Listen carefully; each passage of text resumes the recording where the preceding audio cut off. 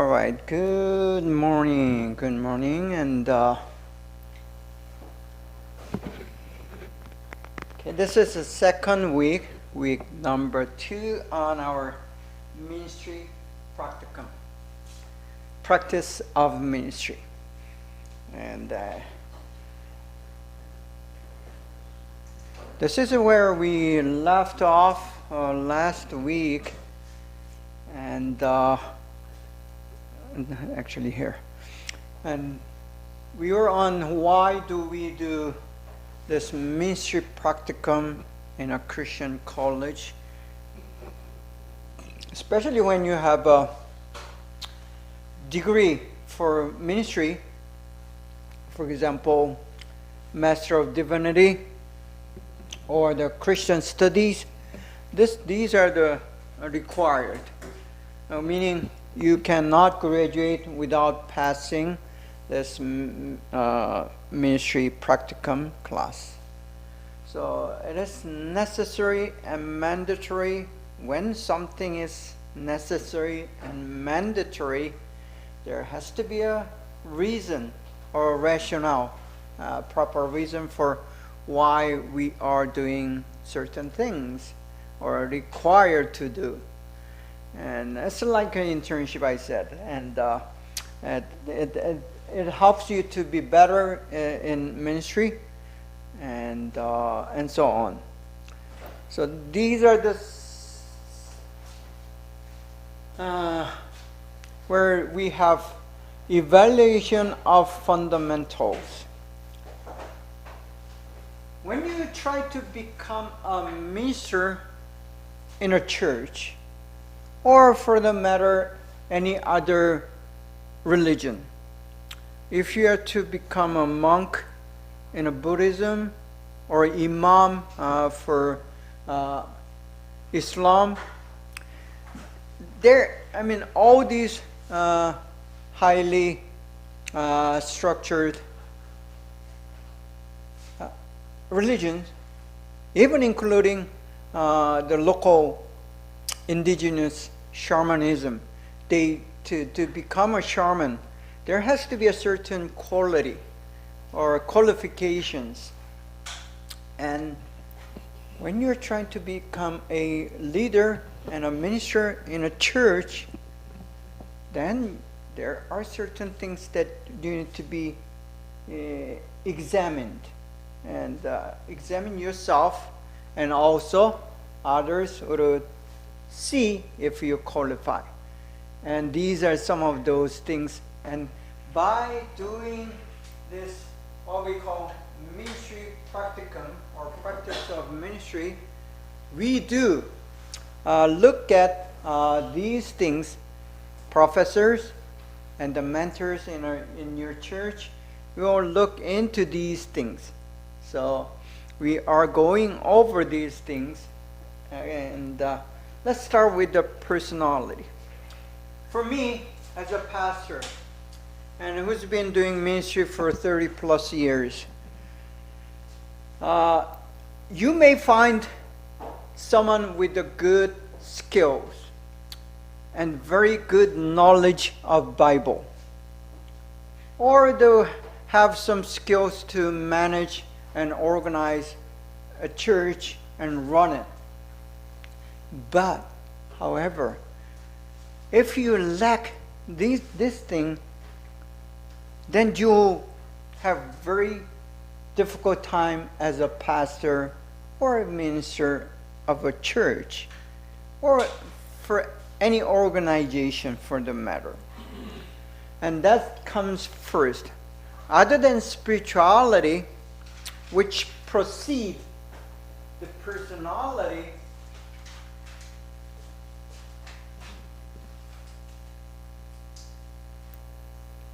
this personality of a leader, it does determine whether that church is going to be a successful and healthy, I should say, a healthy biblical church, or from God's perspective, a failure. So other than spirituality, which I do not mention because it is presumed, but I will go over that spirituality later on. But other than the spirituality, your devotion, your commitment, your lordship, and your stewardship toward God, that's the spirituality that we are talking about in this class. Other than that, this personality, who this person is, how this person is going to determine everything, I should say everything. So the skills and the experience and these things comes later. So with the personality, character of a person also is critical. Does he or she has a good character, good personality? That would be the first question I would ask once his or her spirituality is tested. And to be more specific, or to my experience so far as a minister, as a pastor, and as a disciple maker, you'll see the personality and spirituality, it goes in hand. I mean, you could say, at least in Christian faith, spirituality is personality. Personality is a fundamental to the spirituality. So once spirituality and personality is, even though it's not equal, it goes hand in hand. So what I'm saying is, there's no way that a good person with a good spirituality would have a bad character or bad personality. That doesn't work. But some churches think it is possible, but I do not think so.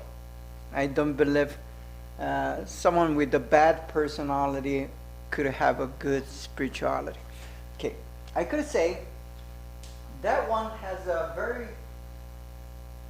he or she is very religious, but he or she may have bad personality. That happens.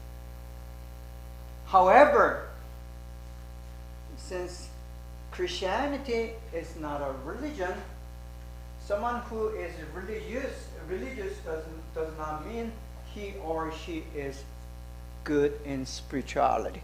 I make that distinction. So please understand, religion and the Christian faith is two different things. This would be the same for any other so-called religion. Those who are religious and who's a good as a religious person may not have a good personality or good character. So for me, in this class, when you're saying if he or she is qualifying to be a minister or leader of a church, he or she has good spirituality plus good personality. And it goes hand in hand again.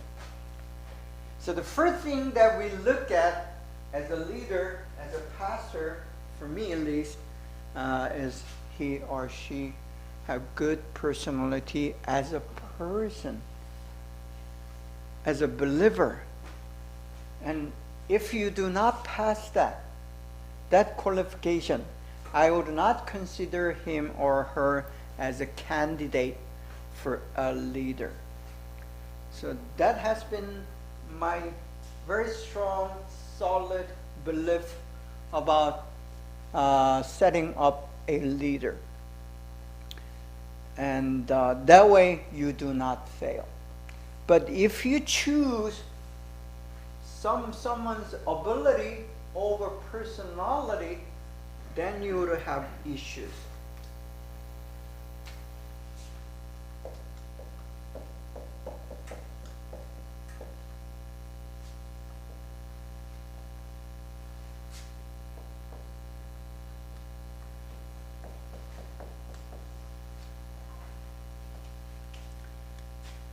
ability versus personality. If you're working in a factory or in a business, maybe you may not consider personality or character, you may consider as secondary. But in a church, personality and ability, if I have to decide, I'll take personality over ability. Okay, let me stop for a while here. And those who came later, after the beginning of the class, you are going to sign. I'm going to take 2 signatures from now on. Because the school announced last week, we are going to be very strict about this attendance.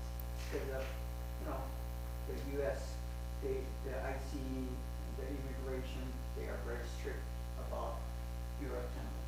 So now on, you get to take 2 signs. When you come in, at the beginning of the class, you're going to sign. Also, you're going to sign when you're finished the class and going out. So 2 classes, 1 3-point each, and it will make a 6-point after you do.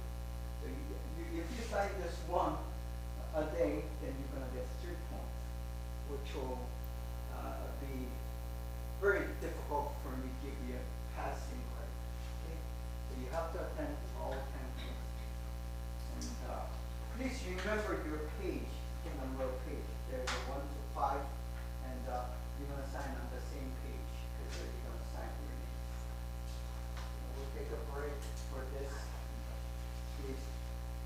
If you're last week, just sign on the top.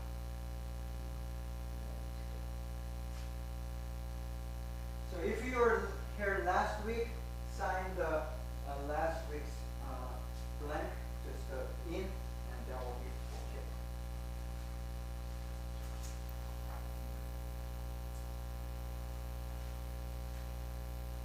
Print your name and just sign.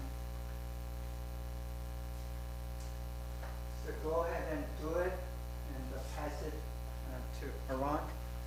And if anyone does not understand, please help each other to explain that. There is a mosquito flying around. I got a couple bites. Okay, so again, the personality and the character is primary to ability when you're trying to choose a leader, a candidate. And that's something that we are examining in the ministry practicum. Okay. Third, point number 3 is interpersonal skills. Another word is how you relate with other people. If you have a good personality and good character, you should not have much issue with the interpersonal relationship. But there are certain skills that are necessary for you to develop as someone who is going to be a leader and minister of a church.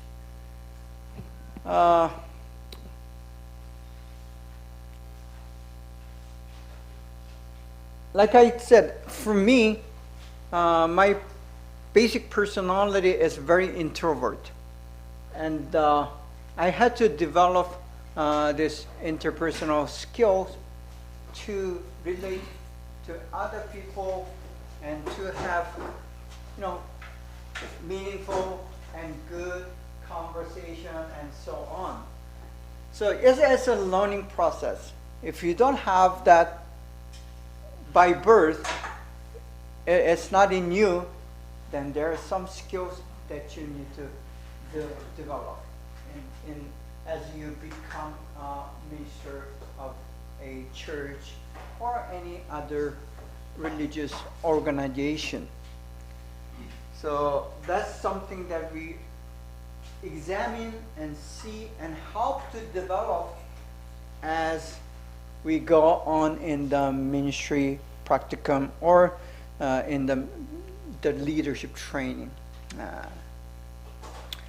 With the interpersonal skills, we also, as a pastor, as a minister, as a leader, as an imam, or a monk, Buddhist monk, you need the organizational skills, running an organization, a group of people. When it's one thing to have one-on-one interpersonal relationship and have developed that kind of skill, and it is another thing to have organizational skill. If we have two or more person as a group and being together, and if you're to relate to them, it requires different set of skills than one-on-one relationship. So that's another thing that you need to have or develop if you are to become a leader of a church or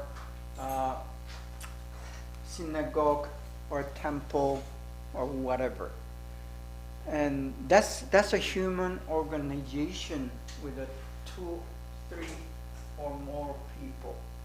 When that happens, it takes a different set of or kind of skills to run that group, which applies to if you're running a business, which would have 2 or more employees that you work with or co-workers, then it does require organizational skill. So it's the same thing. And okay, guys are done with the attendance paper?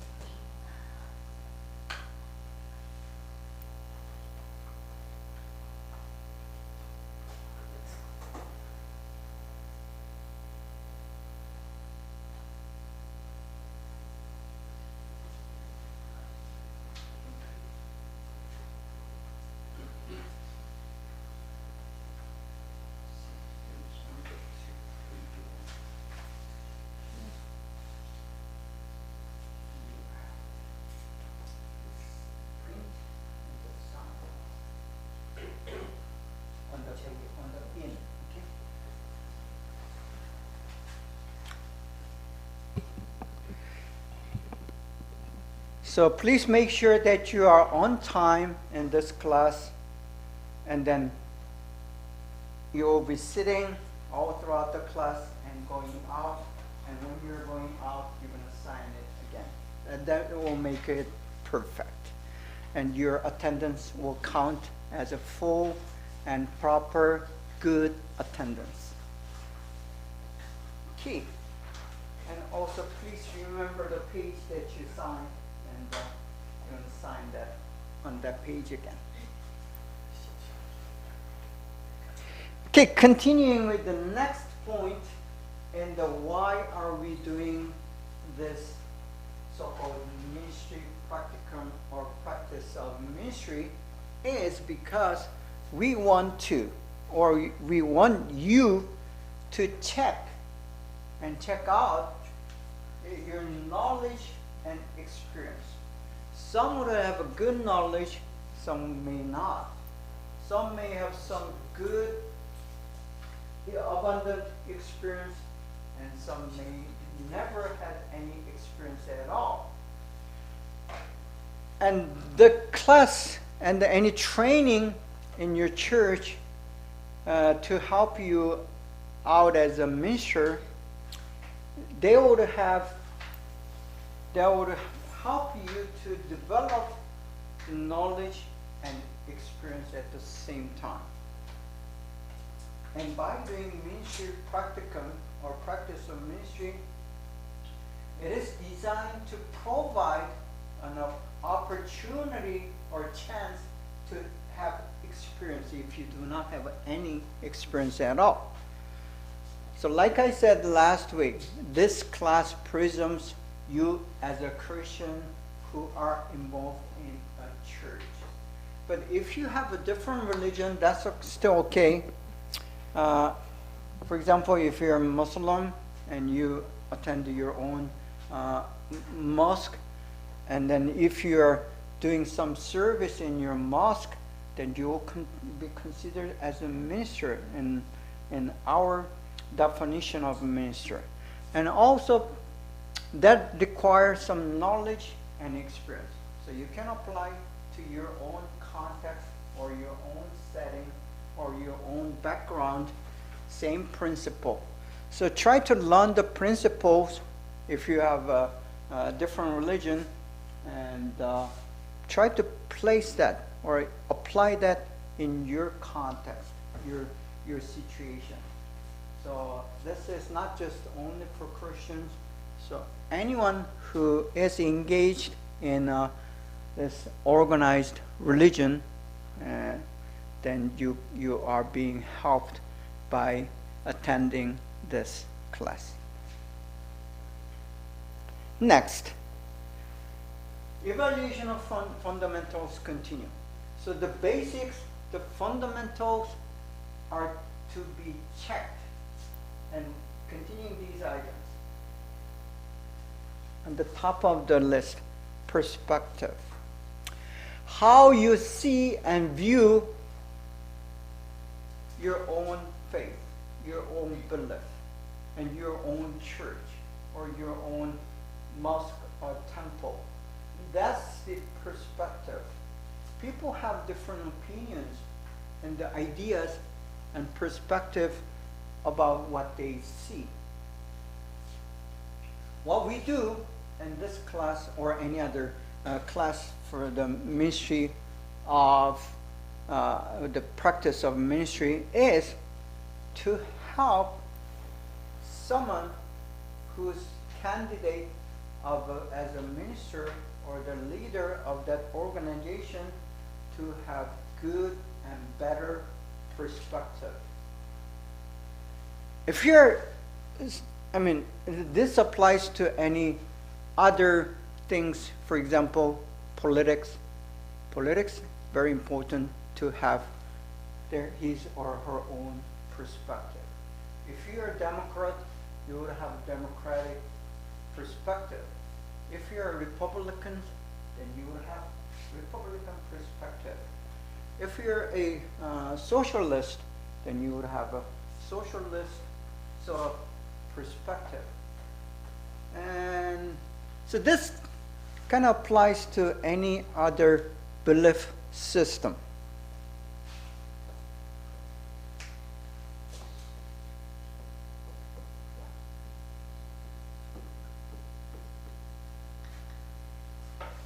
Belief system, another word may be called value system or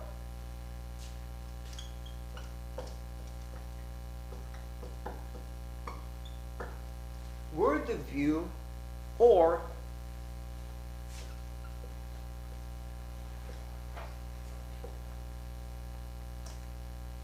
these are all similar terms and ideas.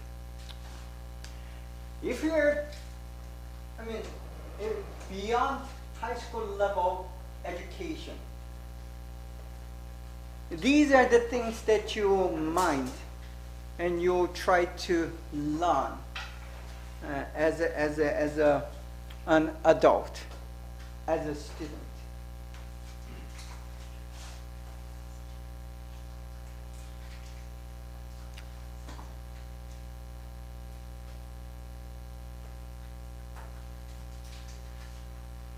today I'm giving you the grace period of 30 minutes. So if you came in within 30 minutes, you may sign in today. But starting next week, I already told you to be on time. I will not give you grace minutes. So probably she will be the last one who is signing in for today. And those who came later than 30 minutes, he or she considers tarry, meaning late to the class, and won't get that 3 points. And going back to this topic. So the perspective, how you see the reality that is given to you.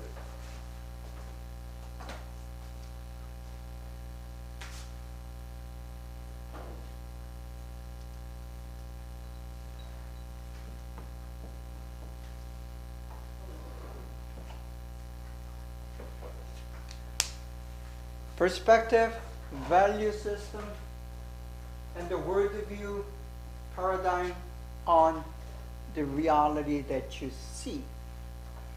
That's how you perceive, look. Okay, letter sign and who came in? Okay, you please sign in for today. We still have, 4 or 5 minutes. Anyway, so that's the perspective, and each people have different values and different perspective, depending on where he or she came from. And for us to be a Christian minister, or to be a minister of any other religion, they require a certain common perspective, so he or she will abide by and according to what the scripture teaches them. Because each good religion, whether it's Buddhism, Christianity, or Islam, they have what we call scripture. That's a standard. It is a written, most of us have a written scripture. So the scripture is the base and the foundation and then standard for the perspective, how you should see. And if you disagree, if you don't agree with what the scripture says, you're not going to be the minister of that particular religion. So, want to be a Christian minister, you need to be, or need to share the same perspective that other Christians or other believers share. And that's called what we call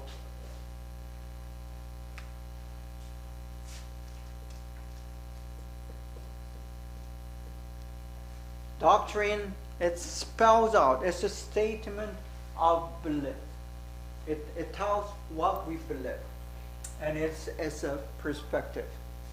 So the value, belief, or worldview paradigm, that's the very basic and fundamental for any religious leader or minister.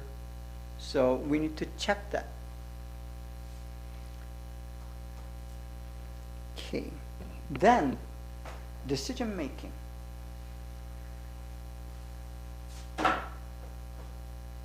Any leader, whether it's a business or a family or president of a nation, he or she is required to make decisions. By making these decisions, you are taking responsibility. So the decision making is one of the key functions or element of a leadership or the minister. So good leader makes good decision. May not be always the best decision. I mean, we hope to make a best decision for all the cases that you face, all the problems that you meet, and all the issues that you come across. But it is impossible to make a best decision always, because we are human beings. We do make mistakes. We are not perfect.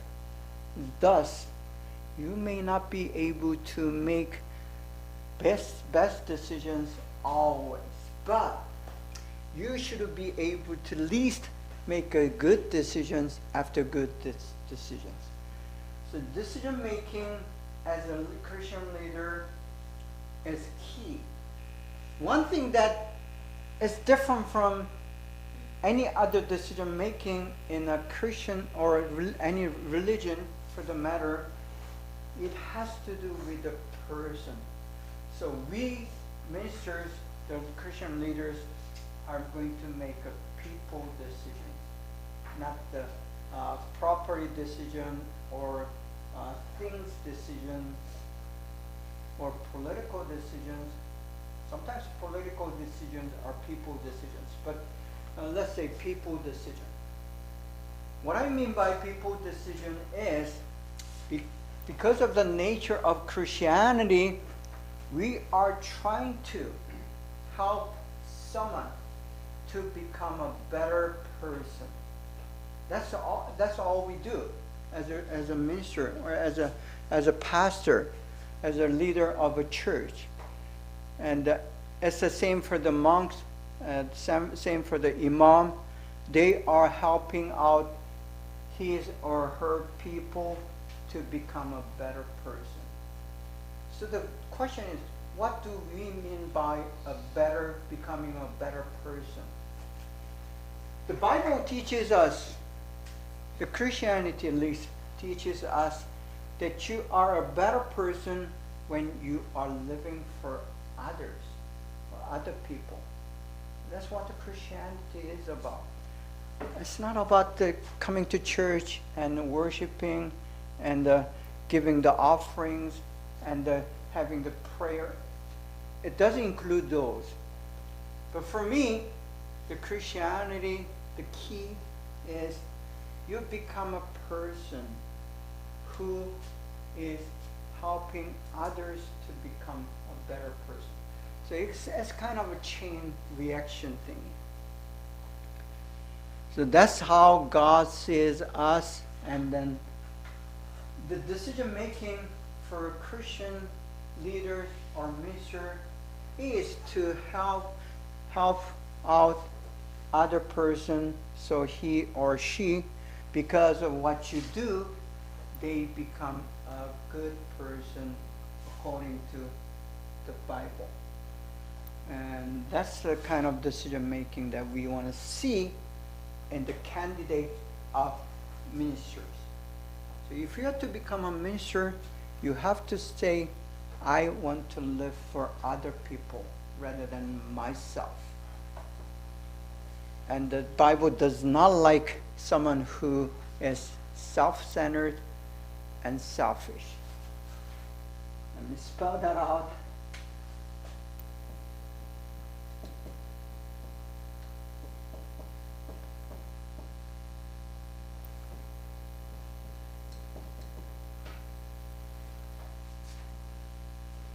These are the two things that God hates. It is, in other words, in Bible, this is called as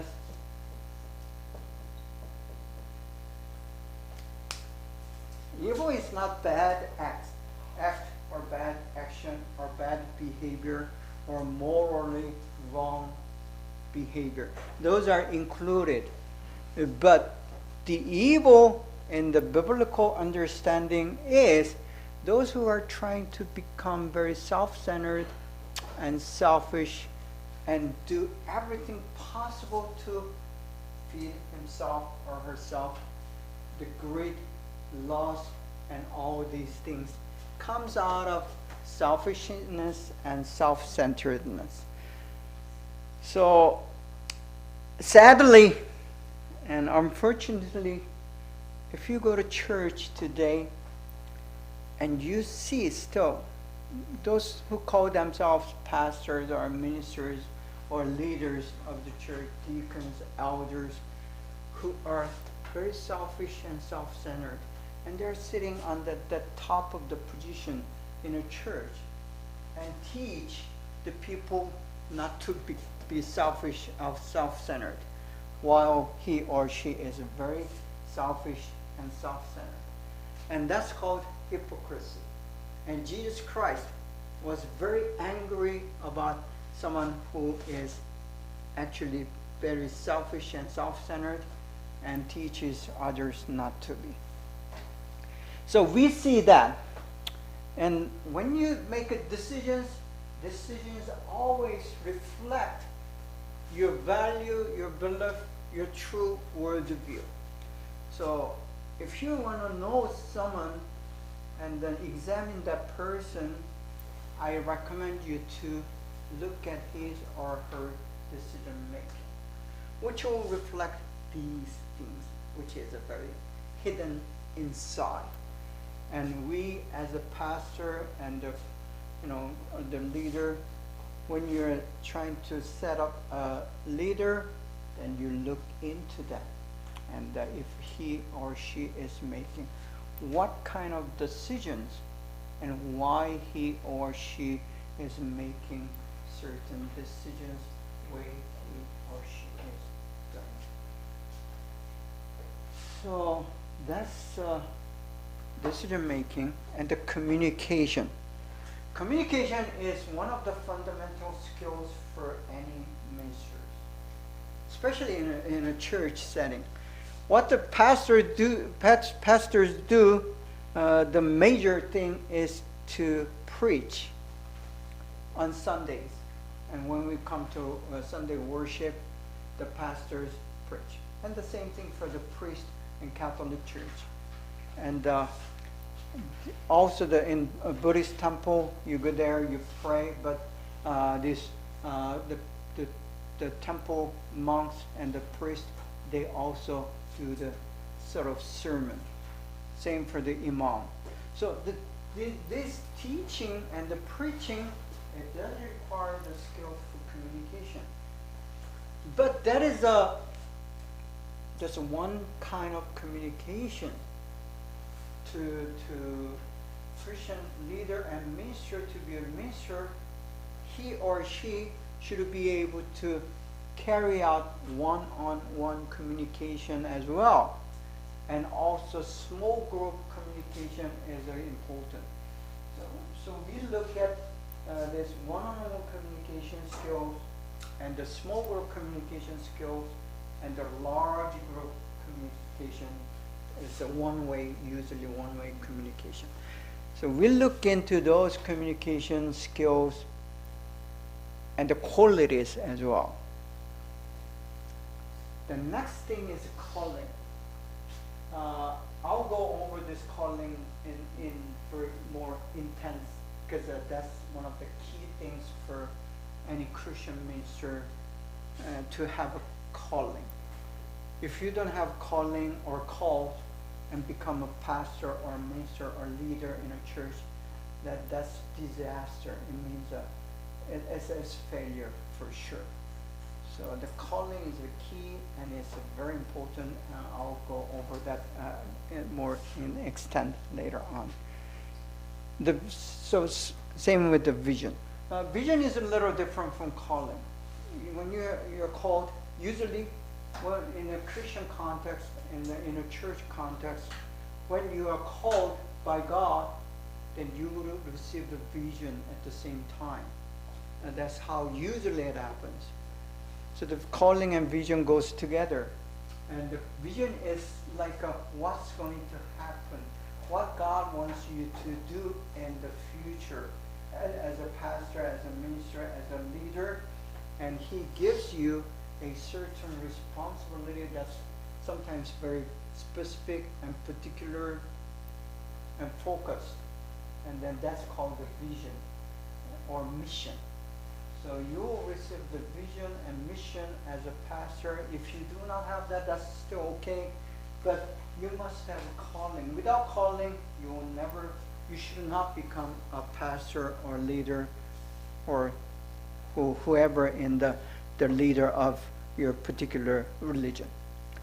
So these are some of the things. It's not all the list, but these are the main important key elements that we are looking for or looking into in this ministry practice class, or the class to prepare to become a pastor or leader of a church. Those things being explained, continuing with the qualification issue, and then we're going to ask, who are the candidates for a leader or minister of a church or any other temple or mosque? You need to be, for a church, to be a born again Christian. In other words, we want someone who is true Christian, not the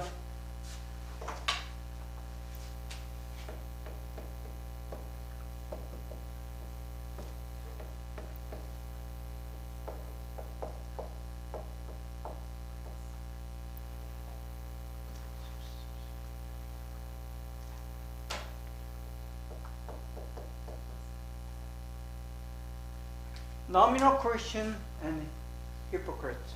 These are we don't want them.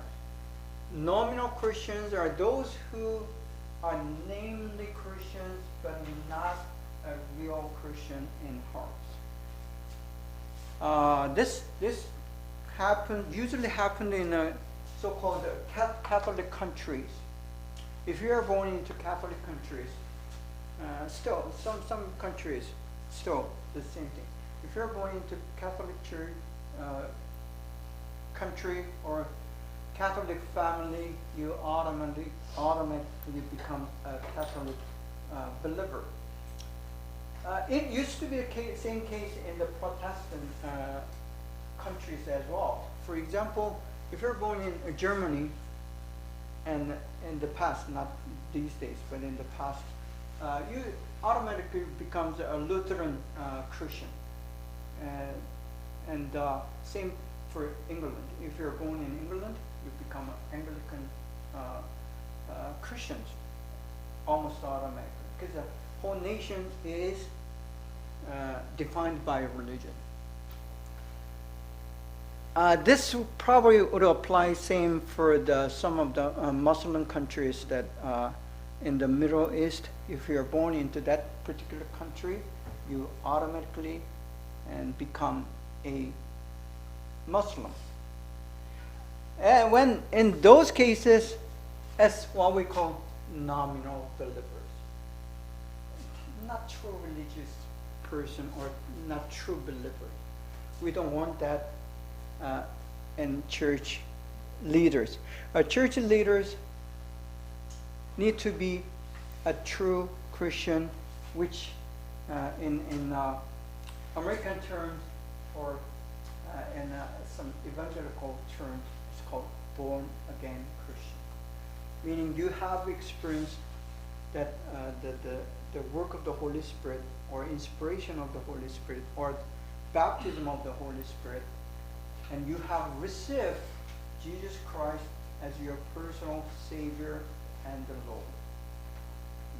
That experience is required. How do we know if someone is born again? We don't. Only God and himself or herself knows that. So if you confess that you're a born again Christian, and me as a pastor, there's no other means but trust the word of that person. But there are some ways to examine and test if he or she is truly a born again Christian. But it takes a time, and it takes a certain experience and conversation, and then long time of discipleship to see if that person is a true Christian. But at least if he or she says, I am a born-again Christian, then you have to believe. And that's first qualification for any pastor to be or leader to be in a church. So if you have to be a minister in a Christian Protestant, it's a Protestant church, you need to be a born-again Christian. That's a very basic. Number 2, qualification, the candidate. Vocational clergyman or woman. That's the 2 different levels of ministers. Usually when you are using the word minister in a narrow sense or narrow definition, it means someone who is a vocational clergy. And that means that someone who works in a church and being paid salary or honorarium, whatever the money is paid, and then you are professional and vocational minister of a church. But when you go to church, if you're a Christian, you know, when you go to church, there are many other workers who are doing without being paid. Choir conductor, or there's someone who's doing the greeting in front of a church, who are printing out the bulletin for the week. All these things are done usually by volunteers. Those are called lay ministers. Lay ministers. They do not have a position, and then they serve. Lay ministers would include, it depends on how you define the lay, but it includes the elders, deacons, and so on. And those who does not have those positions, all are included as lay ministers. So 2 different levels. I'll go into more detail on this later on. And then, novice and trainees. You do not become an experienced minister overnight. That does not happen. One day you're nobody, you had no training, no experience. The next day you wake up in the morning and you're suddenly a pastor and minister. That will never happen. So it takes a time, it takes a training, it takes an effort, it takes a study, education to become a minister. Whether you're a professional, whether you're a lay minister, both need to have certain training. Sometimes that training can be very short, couple days or couple weeks. Sometimes the training may take more than years. For me, I have 2 master degrees and 1 PhD, courses, and then 1 PhD degree, which covers at least 20 years of studying to become a pastor. So it takes sometimes it takes many years of training and study. Sometimes it's very short. But at any cases, it does require, and you are to have this training and education to become someone who is a minister. But at the beginning, you're a novice and you are a trainee.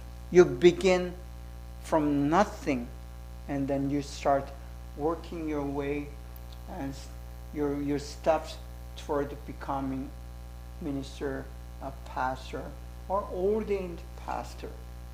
So that will be the case. Okay, let us take a 10 minutes break and come back. Let's continue with the second part of week number 2, on our ministry practicum, the practice of ministry. So these are the qualifications for the candidates, and we'll continue on the qualification for the candidate on this particular ministry class. First, I told you that you need to be a born-again Christian. True Christian. But that's not enough to become a candidate for the leader or minister. We want someone who is mature Christian. Mature Christian. There are terms like in the church, in discipleship, we say baby Christian, who is just born again, who just became a Christian, a believer. And it takes about a year or two to become a baby Christian to a child Christian who is a little mature. But we need to have someone who is more mature than a child Christian. And so we try to see if he or she is a mature Christian by our standard. There are certain standards to determine and to see if someone is mature enough to become a candidate for a leader, a minister. Then, again, definite calling.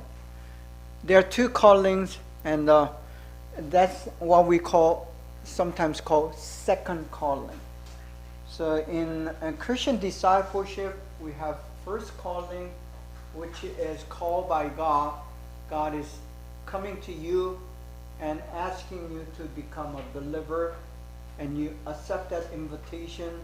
And when you become a believer, accepting that call, that's the first call.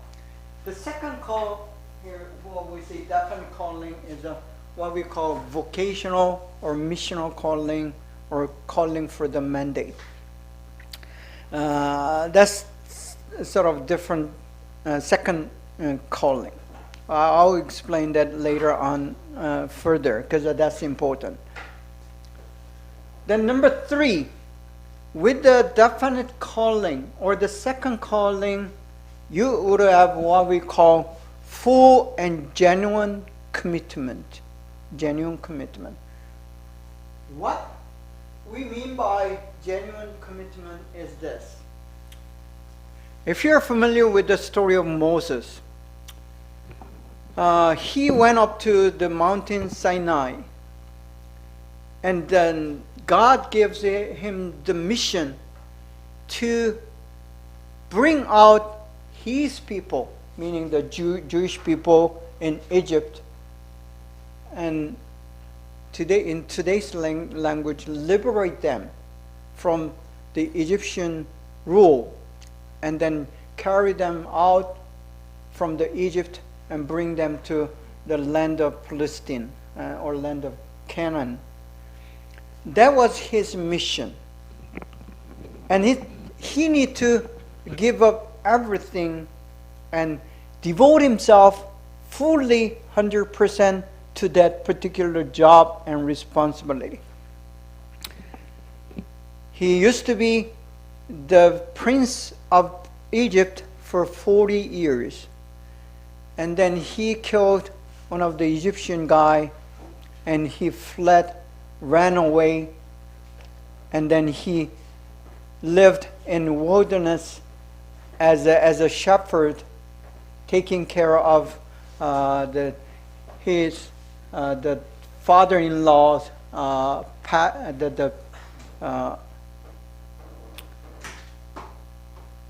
sheep and the goats for 40 years. Then he make his full commitment as a prophet, as a leader of the nation of Israel. So if you are familiar with the Moses story, there are certain point he made that dedication and the commitment to become the full-time servant of God. That's what we call full commitment. So, to apply the term minister in very strict sense, not in general sense, but strict sense, we require someone who qualifies as a mature Christian, have the definite calling for the ministry, and then with a full and total commitment. These are the very requirement for someone who to become a full-time minister. It doesn't mean necessarily that you need to be paid in a church, but whoever wants to be the minister of a church in very strict sense, we need that. Then, next point, validation. There are those who are so-called self-claimed minister, which is very sometimes dangerous. We need to be validated or confirmed by others if your calling is the proper and the right and legitimate and valid calling. So other mature Christian leaders interview you and take a look at you and train you, and in that process, we, as the pastors who has the authority, we're going to confirm that if that person is appropriate and good for the ministry. That's the validation. So you need to be validated by not just the one elders or the more mature Christians, but many other mature Christians. Through that process, you are going to be confirmed and validated to be a minister. Then with that validation, of course, comes the recommendation. If I see someone is good and qualified to be a minister of a church, then I would love to recommend him or her to the leadership. And by doing that, recommending and approving someone, then he or she is a candidate or to be considered as a minister. So that's a sort of a process that we take in a church, and I'm sure that's a very similar process for any other religious institutions in other religion as well. So this is not something very exclusive to Christianity, but it's also same for any other religions. Okay. Now, once you are said you are a qualified candidate, and I would assume you guys as a candidate for this class, because since you guys registers, and in this class, I'll assume that you are here to become a minister of your own religion, whether it's Catholic, Christianity, Islam, Buddhism, whatever. So, for the sake of me getting to know you guys as my students, I will just ask a question. If you don't want to answer the question, that's fine, but I'd like to know who does not have any religion at all. I don't believe in anything, nothing. I'm atheist or I have no religion? Please raise your hand. Okay. Any Catholic students here? Catholics? Catholic Church? No? Okay. Christians? Protestant Christians? Including Baptist, right? Yeah, Baptist, whatever, the Presbyterian, Baptist, Methodist, all these so-called Protestant. Buddhist, I believe in Buddhism, no? Then Muslims. Okay, I see several. So Muslims, Catholic, Christians, we believe in one God, and even though Muslims doesn't believe Jesus Christ as a Messiah, but still we believe that he is one of the prophets. So there's like something we share, and there's something that is very different. Doesn't matter whether you believe in God or no God, or Buddha, or Confucius, or anything else.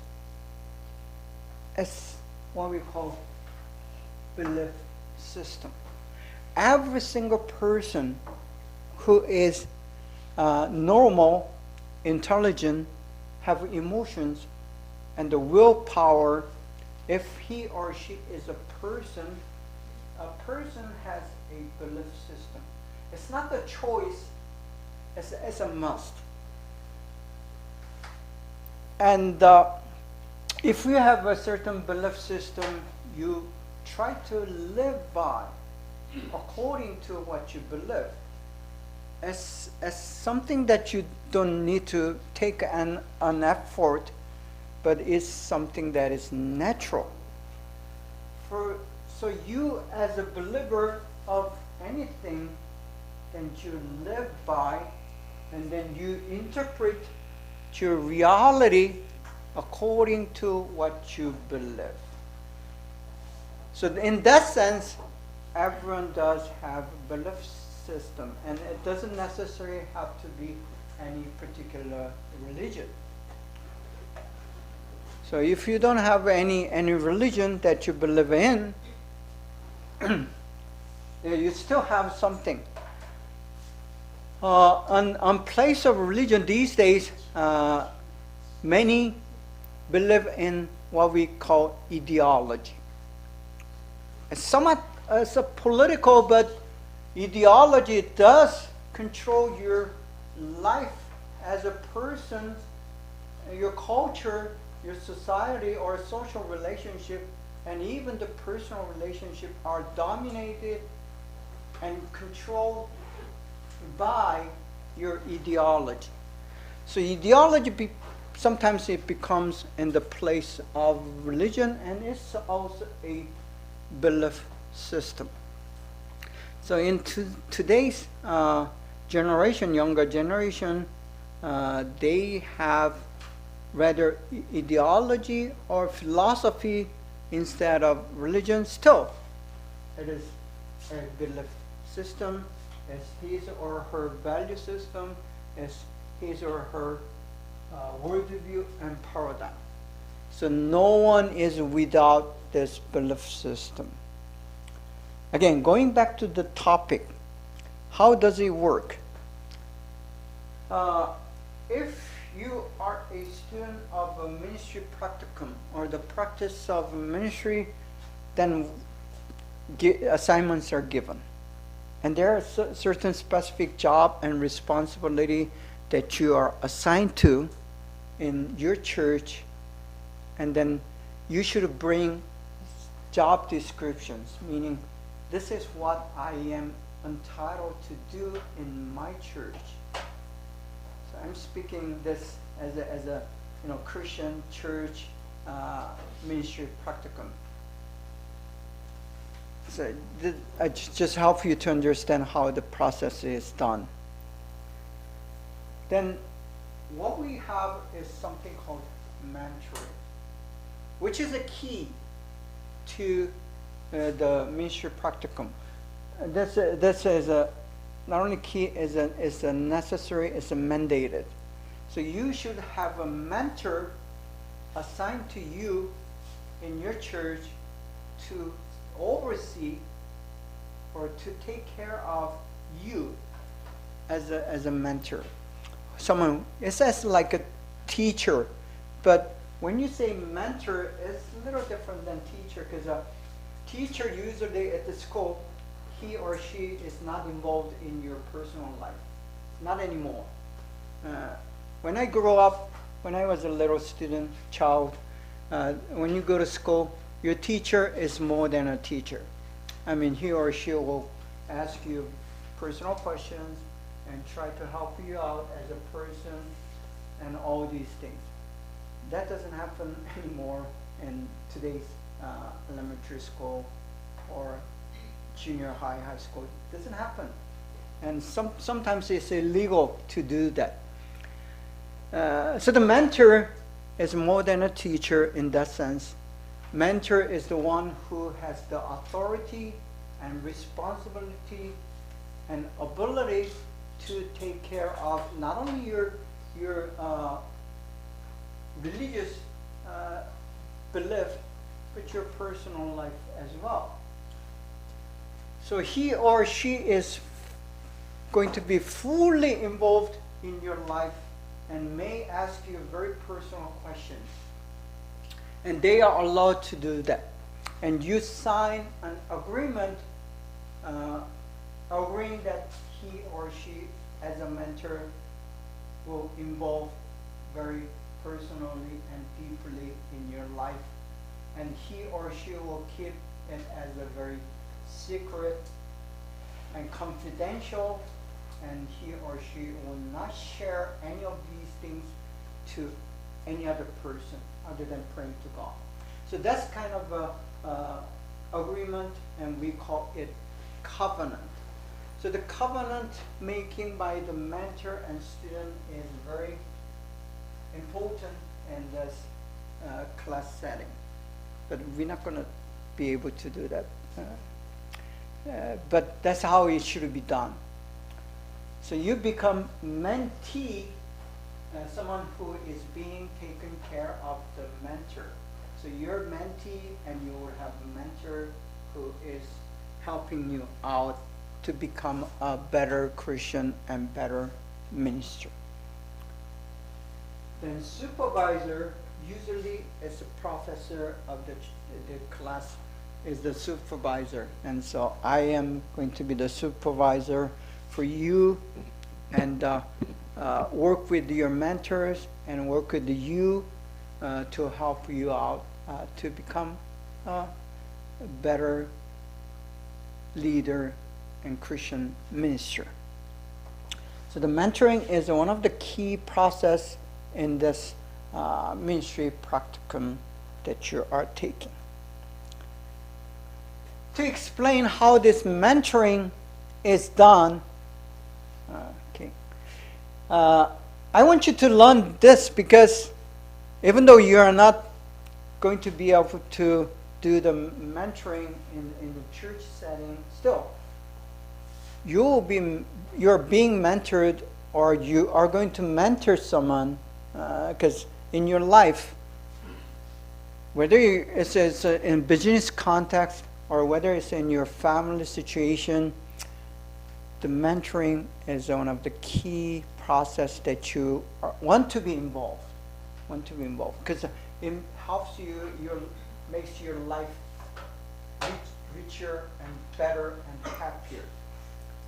So if you are able to mentor someone, the reward is much greater than what you think. Because I've been doing mentoring all throughout my life, and I've mentored at least several hundred people.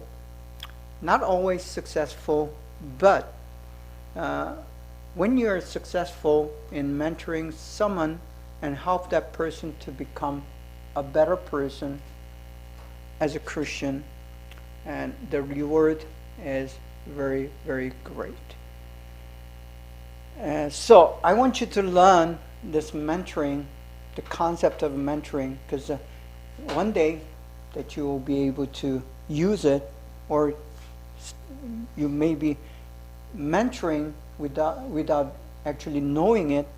And so look at these and try to get some skills and knowledge to improve your mentoring. First, adjustment. When you meet one person with another person, whether it's a dating relationship, whether it's a marriage, whether it's in a business, whether it's in a school, in any reality and any context, that's something new for you and that person. So always there are things that need to be adjusted. Some people are very reluctant and not willing to make that adjustment. We see some of the political leaders who are very reluctant and who doesn't want to make that kind of adjustment. And then he or she will say, follow me. Either you like me or you don't like me. If you don't like me, that's okay. I'm not going to change myself. That's not how we do in the mentoring. Mentoring is usually, and the most time, is one-on-one relationship. When you meet someone new and begin to have the process of mentoring, whether you're a mentor or mentoree, both need, mentor and mentorees, they need to make adjustment to appropriate and to accommodate one another. Again, it happens with your dating relationship, with your marriage, and your relationship with your children. It always takes some degree of adjustment. Adjustment, if you're asking someone to change himself or herself, that comes later and secondary. First, you need to make your own adjustment. Try your best to change yourself to accommodate, to adapt to the person that you are mentoring. That's how you should mentor someone. And in this class case, if you're a mentoree, before you ask your mentor to make an adjustment to yourself, you try to make an adjustment as much as possible to accommodate your mentor. So it goes both ways. It's mutual. But you are the one who initiates and begins to make that adjustment. Then, second point, improvement.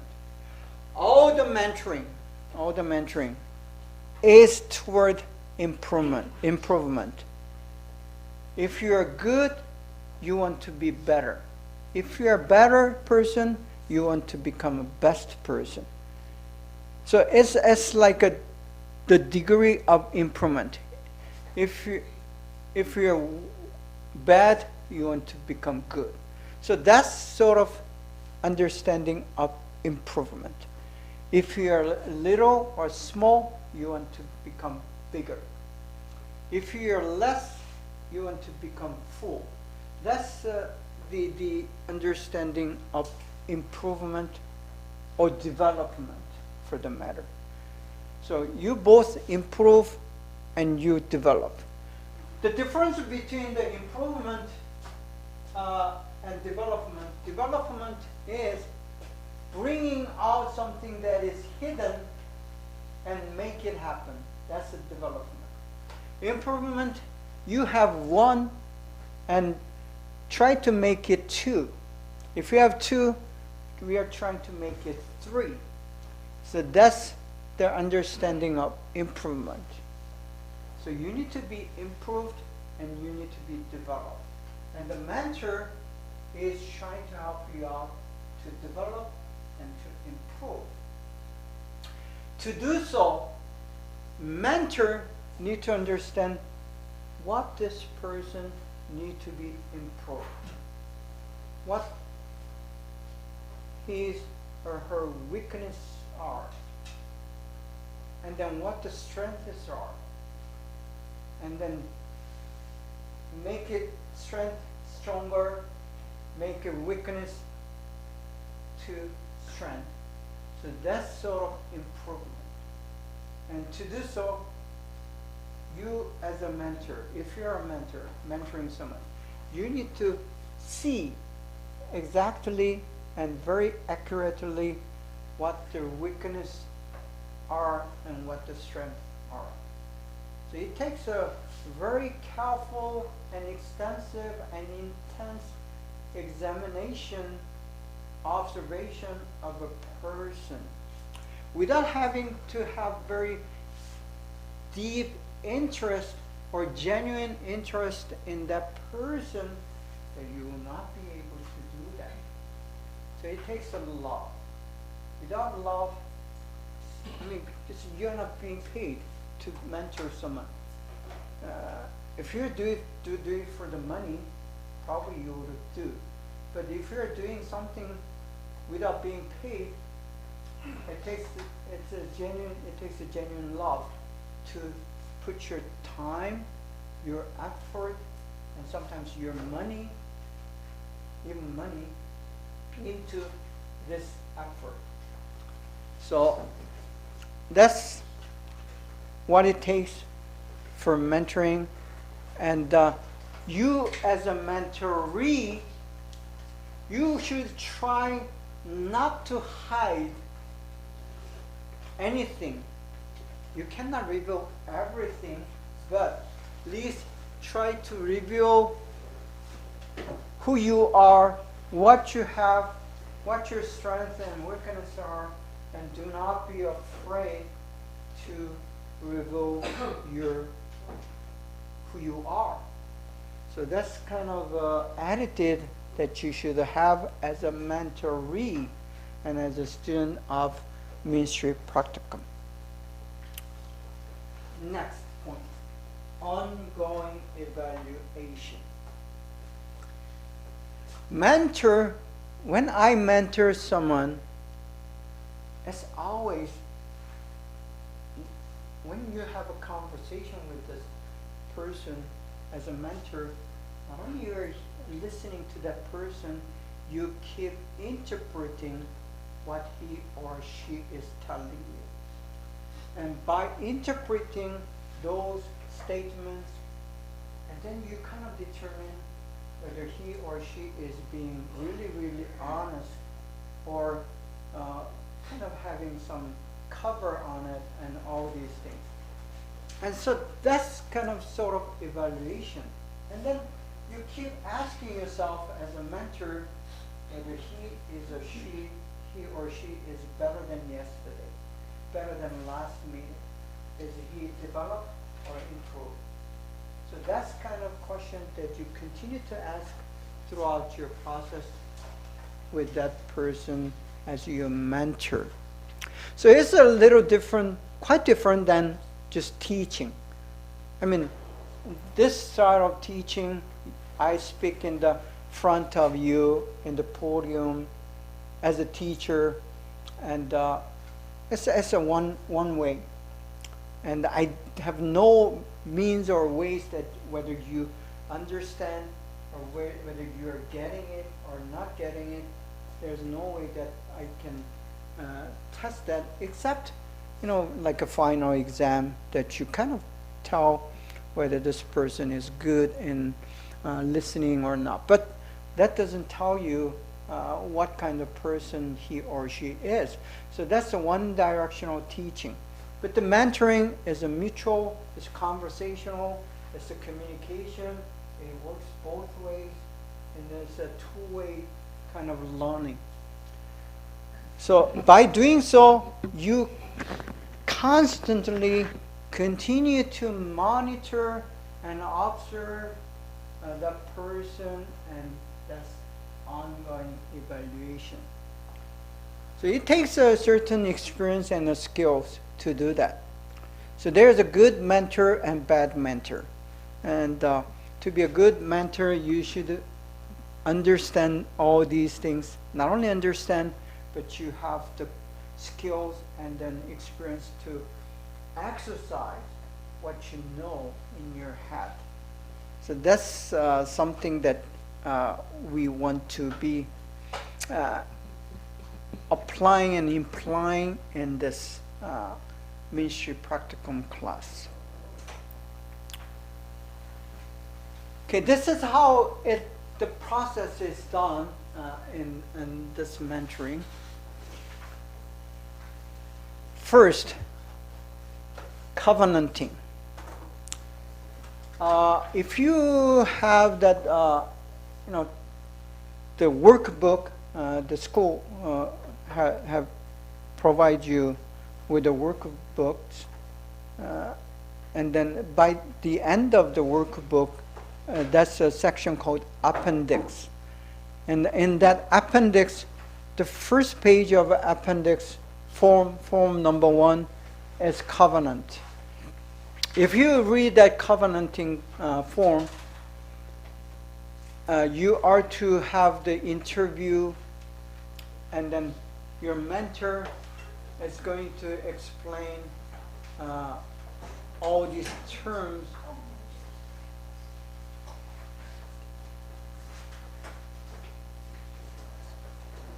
Regarding what are the terms and the conditions and the assignments, and then you make an agreement and you sign. It's like making a contract, and what we call it covenant. So you're doing that covenant and try to abide by that covenant as much as possible. So any serious mentoring, especially in this class, if you're taking the ministry practicum, and if you're doing it right, then first thing that you do on the first class is asked to have a mentor designated and then make that covenant. And since this is second class, you are going to be asked to bring that covenant paper.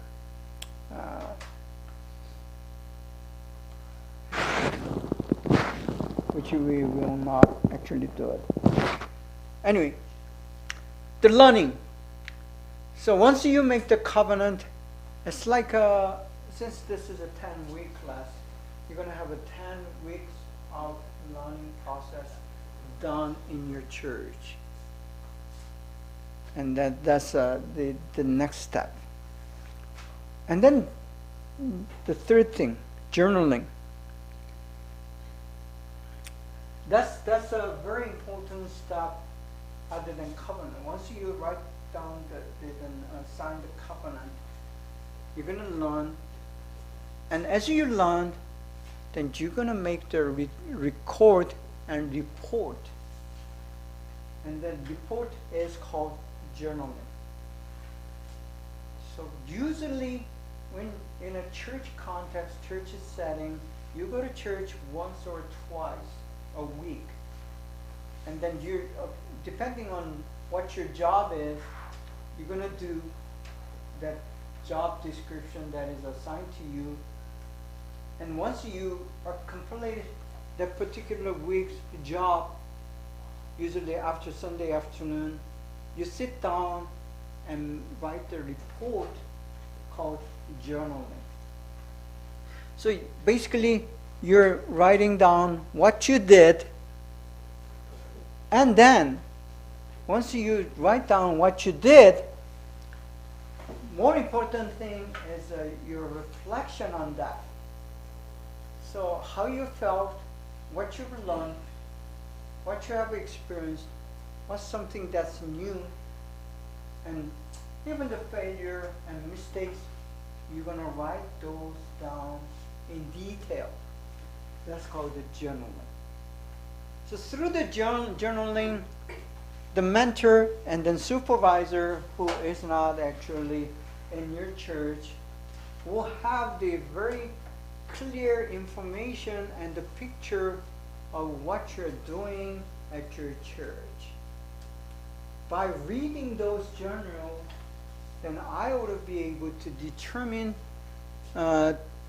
what I need to help out further and how I advise that particular student and so on. So the journaling or reporting is the key to this ministry practicum class, which unfortunately we are not actually be able to do. But that's what we are to do. So the journaling and reporting, that kind of goes hand in hand. And when the supervisor, usually the professor of the class, read the journals and reports, then I would make the remarks and write a note on that, and asking something to do, or there's some comment on what you did and what you felt and so on. So that's it's not there, but your mentor would respond to your journaling and reporting by making certain notes or comments on what you have done. So that's how it is done. Then,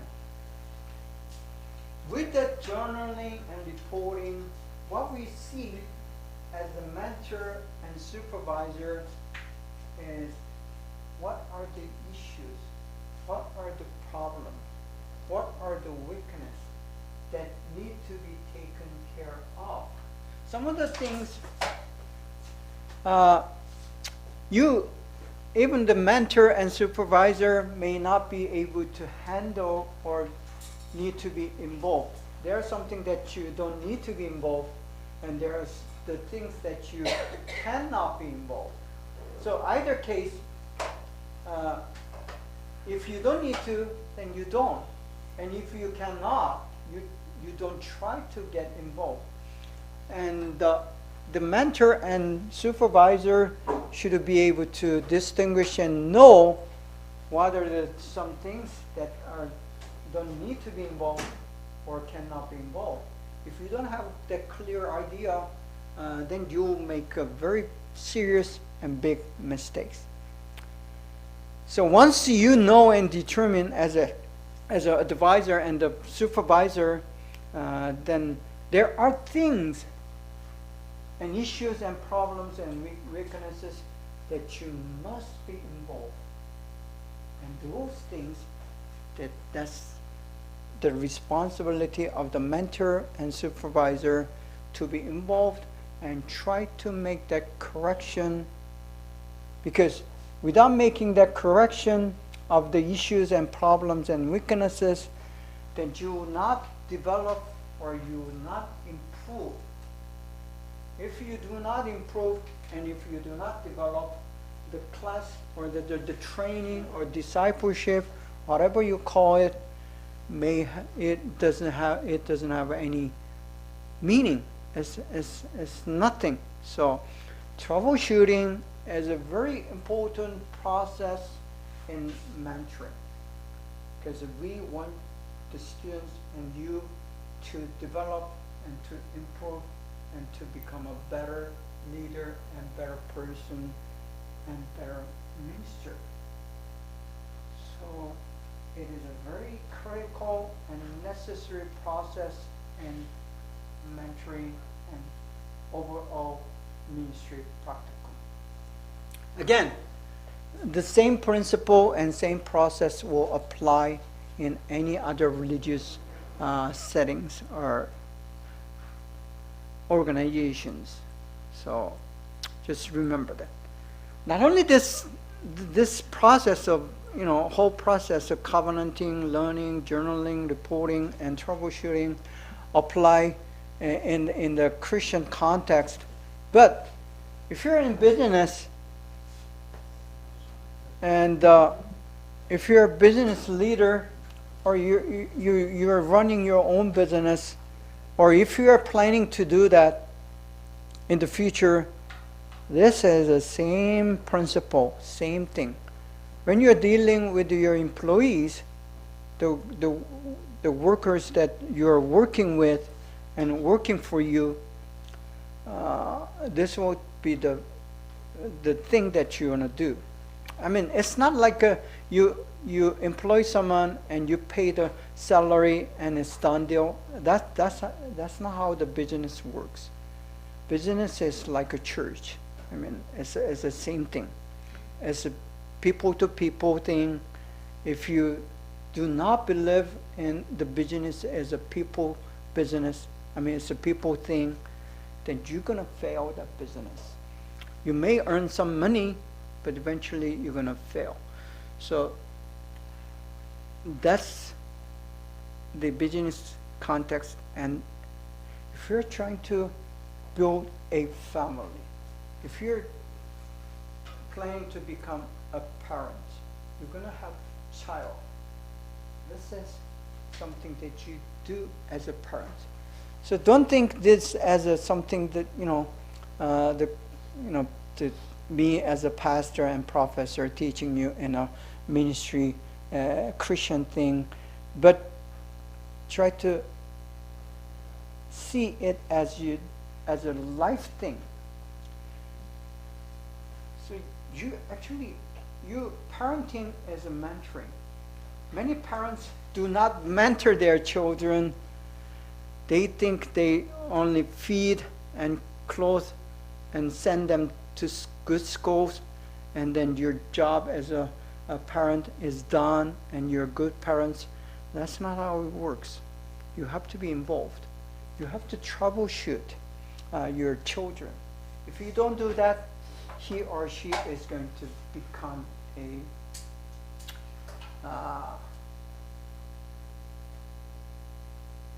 how we call it, nuisance in English. I mean, as a bad kid.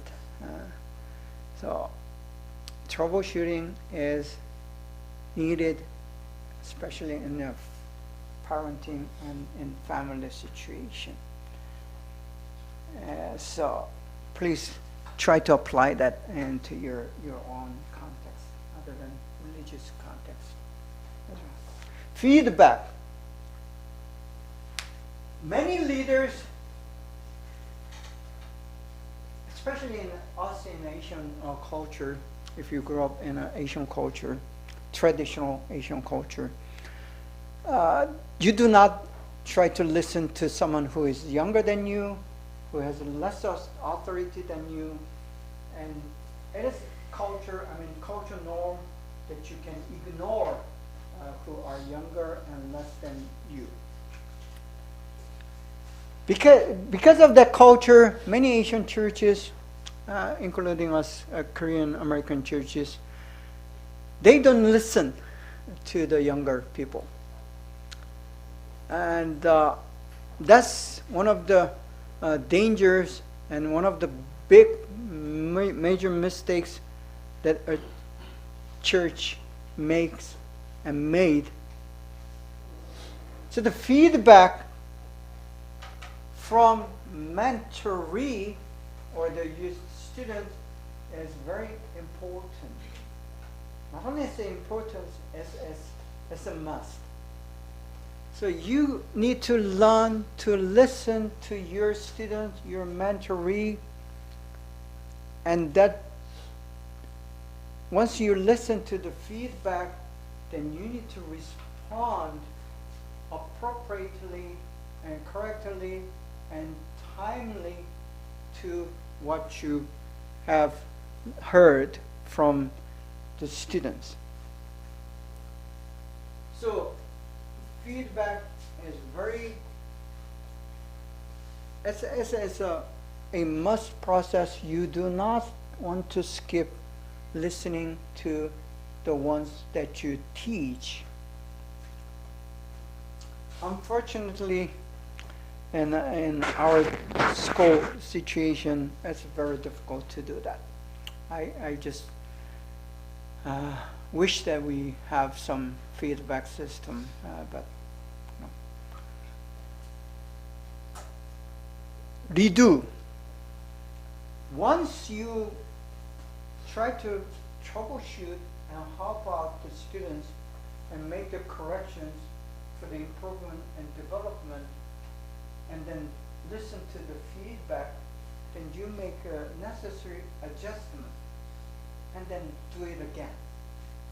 So this process as a pattern repeated every time. So this cycle of troubleshooting and then listening to feedback and making corrections and doing it over again, it continues. And that cycle of pattern applies to any your existence.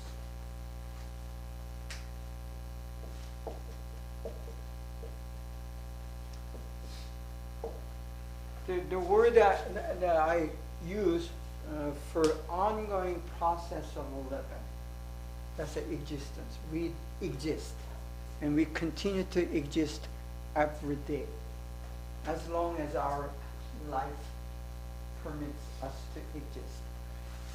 So your belief, what you believe on the reality will help you to make those decisions, and because of those decisions, you are going to carry out certain type of existence. That's who we are as a human being. And the process of making corrections, having feedback to yourself or from others, and changing it and do it again for the better and improvement, and then you continue that process of cycle. And once you become good at it, and then your life is better. So those who does not do this process and do make the same mistake over and over again and make no improvement, make no development, he or she is going to be failure in our society today. I mean, it's the same thing in the old days as well, 2,000 years, 4,000 years ago. Still, it would have been the same thing. If you don't improve, if you don't grow, if you don't mature, if you do not develop while the time is passing, then you're considered less, and you're not important. You're not living the worth of your life. So that's one of the key things that you want to remember. Then finally, evaluation. You want to evaluate what had happened and make a note, and then make a judgment and grade and so on. Okay. So almost time's up, and I will just try to make that announcement again for those who came late today. We are going to be very strict about the attendance again, like the school announced last week. So we are having 2 signatures on your attendance. When we begin the class at 10 a.m., you're going to sign up and just make sure that you are here. And then when you go out, then you're going to sign again. So that's full attendance. And when you do that, you're going to get 6 point, full 6 point grade. And if you are just coming in and go early or come late and then sign only the out, then you only get 3 points. Again, you need to have all 60 points, 10 attendance to pass this class. Because we don't have any other final exam or test or anything for this ministry practicum, because that's the nature of class. So your attendance would be the only thing that I am able to make any judgment on. So please remember that. And if you are going out, as you go out,